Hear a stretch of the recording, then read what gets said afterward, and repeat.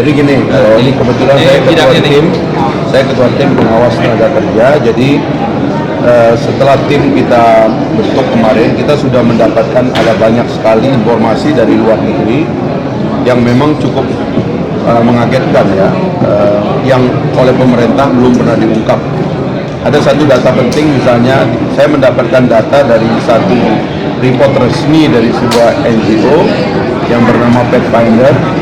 Di Hong Kong itu ada sekitar 1.000 tenaga kerja perempuan dan 1.000 anaknya, sekitar 1.000 anaknya itu yang akhirnya diasuh oleh NGO karena kelahirannya tidak dikehendaki. Itu sekitar 1.000. Dan yang mengagetkan juga adalah karena mereka mengatakan ada 30% dari tenaga kerja kita di sana itu yang mengidap HIV/AIDS. Nah, ini data-data yang memang kami baru dengar ya, termasuk soal penyiksaan dan sebagainya. Karena itu tim pengawas tenaga kerja luar negeri juga akan secepatnya memanggil pihak BNP 2 dan Kementerian Tenaga Kerja ya, BNP 2 TKI dan Kementerian Tenaga Kerja untuk menjelaskan kasus-kasus ini, karena dari versi resmi pemerintah itu tidak terungkap, tapi saya dikirimi koran-koran dan laporan-laporan dari NGO yang membantu tenaga kerja kita di luar negeri, rupanya cukup menyedihkan keadaannya. Jadi saya kira ini kita akan investigasi nanti bersama komisi-komisi terkait. Kita akan serahkan juga dokumen-dokumen temuan ini kepada mereka. Termasuk yang Taiwan ini? Termasuk yang Taiwan. Sebenarnya gini ya, selama ini Taiwan itu termasuk, kita ada problem dengan Taiwan begini. Taiwan itu termasuk mempekerjakan 1/4 juta orang Indonesia, ya, kurang lebih ya di Taiwan itu. Tetapi karena kita menghormati One China Policy, akhirnya anggota Dewan itu tidak punya akses untuk mengecek secara langsung apa yang terjadi di lapangan. Nah, kami tadi juga memutuskan untuk berkomunikasi dengan Kementerian Luar Negeri agar kita punya akses diplomatik ya, untuk datang melakukan pengecekan lapangan terhadap fakta-fakta lapangan sebenarnya. Sehingga kita juga sudah mengontak dengan Asosiasi Tenaga Kerja Indonesia yang ada di Taiwan, sehingga mereka akan berkumpul dan kemudian menyampaikan apa sebetulnya problem ketenaga kerjaan yang ada di lapangan. Nah, itu sedang juga kita lakukan. Bisa nggak sih Bang kerjasama dengan Taiwan?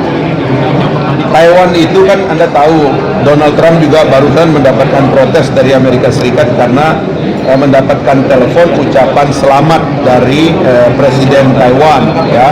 Dan Indonesia sendiri di dalam paspor anggota DPR dan juga PNS kan tertulis ada 2 negara yang tidak boleh dikunjungi, yaitu Taiwan dan Israel. Nah, kita tidak punya akses diplomatik ke sana, tetapi bisa memakai paspor hijau. Tapi karena kita mau menghormati Cina, ya Tiongkok dalam hal ini, oleh Pak SBY dirubah, kita menghormati Tiongkok, tentu kita ingin mendapatkan akses diplomatik hanya untuk melakukan pengawasan terhadap keadaan tenaga kerja. Dan ini yang saya kira kita akan lakukan semua. Targetnya Ya kan ini tidak terungkap, problemnya ini kan tidak terungkap selama ini, artinya pemerintah tidak terbuka dengan adanya persoalan yang masif ini. Hong Kong sebenarnya lebih terbuka karena dia baru kan dari Inggris ya. Ini aja kita nggak tahu, ternyata di sana itu fatal sekali itu keadaannya. Jadi dia bilang banyak di kita ini mengirim tenaga kerja itu tanpa persiapan, sehingga ketika mereka jadi korban tidak ada yang ngurus. Saya kira ini yang akan kita dalami. Sebenarnya begini, sebenarnya saya sendiri kan dari awal warning tentang itu ya. Makna daripada DPR dalam sistem presidensialisme dan parlamentarisme. Dalam sistem presidensialisme, DPR-nya itu independen. Karena itu sebetulnya tidak ada istilah partai pemerintah sebetulnya. Karena semua partai itu sebetulnya kalau dia anggota DPR, dia itu berada di luar pemerintahan. Jadi kita itu membawa mandat langsung dari rakyat kita untuk mengawasi pemerintah, bukan untuk menyetujui pemerintah. Nah, kami sangat berharap itu tetap terjaga, dan cara kita menjaga adalah dengan membangun sistem pendukung DPR, sistem internal DPR yang memungkinkan setiap anggota itu bebas menggunakan hak-haknya meneruskan aspirasi masyarakat. Nah, kalau kita lihat tadi misalnya instruksi ya, itu tadi ada 9, masih ada antrian 6 gitu ya. Tadi artinya ada sekitar 15 isu tadi yang diungkap gitu. Sebenarnya itu menunjukkan bahwa keinginan untuk kritis itu adalah paksaan dari konstituen, tidak mungkin dihindari ya.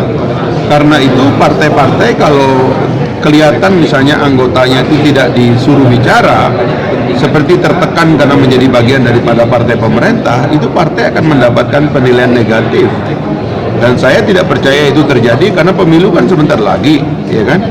Pemilu 2019 itu bersamaan dengan pemilihan presiden.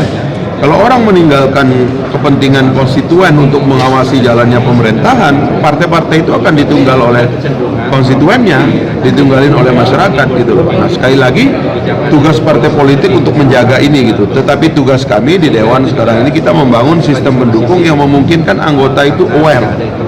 Ya, kami misalnya di masa reses kemarin rapat dengan BPK mengatur supaya audit BPK itu dibaca secara lebih mudah oleh anggota.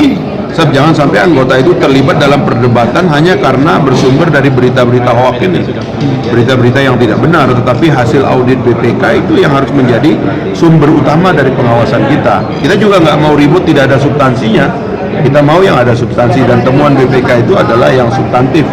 Dan Dewan dan BPK itu diatur oleh mekanisme ketatanegaraan agar memiliki kerjasama yang kuat untuk mengawasi jalannya pemerintahan.